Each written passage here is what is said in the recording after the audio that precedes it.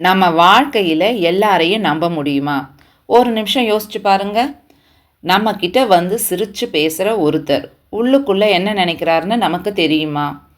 அவர் நம்மளோட நல்லதுக்காக நம்ம கூட இருக்கிறாரா, அல்லது நம்ம பலவீனத்தை பயன்படுத்திக்கிறதுக்காக நம்ம கூட இருக்கிறாரா? வாழ்க்கையில் பெரும்பாலும் நம்மை வீழ்த்துறது எதிரிகள் இல்லை, நாம் தவறானவங்களை நம்புறது தான். இது ஒரு சாதாரண கதை இல்லை. எதிரியை நம்பினா என்ன ஆகும்னு சொல்லக்கூடிய ஒரு கதை இது. கவனமாக பாருங்க. இந்த கதை முடிவில் நீங்கள் யாரை நம்பணும்னு தீர்மானிக்கலாம். இது ஒரு பஞ்சதந்திர கதை. ஆந்தை ராஜா வெர்சஸ் காகம் ராஜா. ஒரு பெரிய காட்டில் காகங்களும் ஆந்தைகளும் இருவேறு கூட்டமாக வாழ்ந்துட்டு இருந்தாங்க. அவங்களுக்கு இடையில எப்போதும் சண்டையும் பகையும் இருந்துக்கிட்டே இருந்துச்சு. ஒரு நாள் காகங்களின் ராஜா மிகவும் கவலை அடைந்தது. ஆந்தைகள் இரவில் பார்க்கும் திறன் அதிகம் கொண்டது. அவர்கள் நம்மை இரவில் தாக்கி பல காகங்களை கொன்று விடுகிறார்கள். இதை எப்படி சமாளிப்பது என்று யோசித்தது. அப்போது ஒரு புத்திசாலி காகம் முன்னே வந்து சொன்னது, நான் ஒரு திட்டம் போடுறேன்.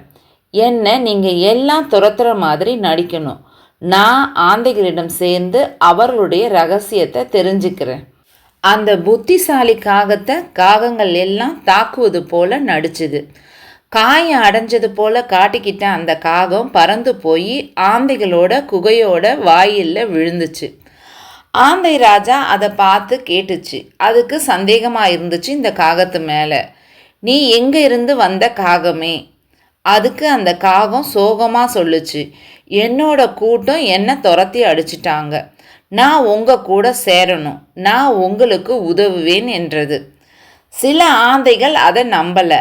ஆனால் ஆந்தை ராஜா அதை உள்ள அனுமதிச்சுது.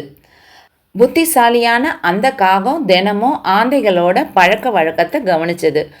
ஆந்தைகள் பகலில் குகையில் தூங்குவாங்கன்றதை தெரிஞ்சுக்கிச்சு.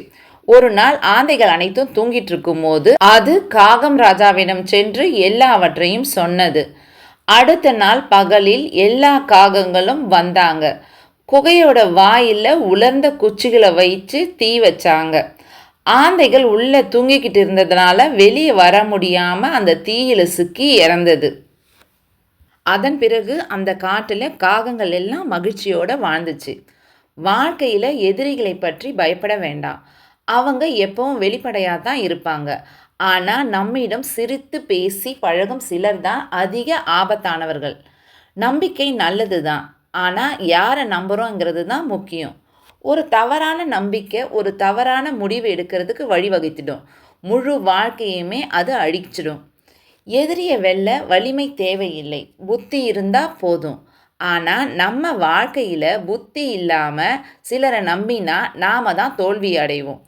நம்பிக்கை வைக்கிறதுக்கு முன்னே யோசிங்க, அது உங்களை காப்பாற்றுமா அல்லது அழிச்சிடுமான்னு.